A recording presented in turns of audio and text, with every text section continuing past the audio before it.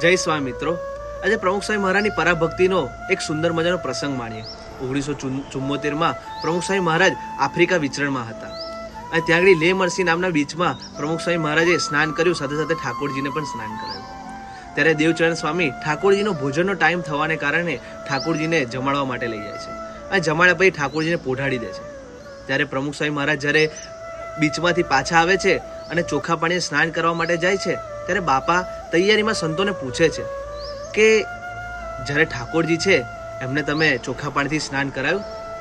ત્યારે સંતો કહે છે કે દેવચરણ સ્વામી ભોજન માટે લઈ ગયા છે અને સંતો પછી તૈયારીમાં કહે છે કે સ્વામી ઠાકોરજીને તો પોઢાડી દીધા છે। ત્યારે બાપા કહે છે કે ઠાકોરજીને જગાડો અને ઠાકોરજીને સ્નાન કરાયા પછી, ચોખ્ખા પાણીથી કરાયા પછી ઠાકોરજીને સુવડાવી દો।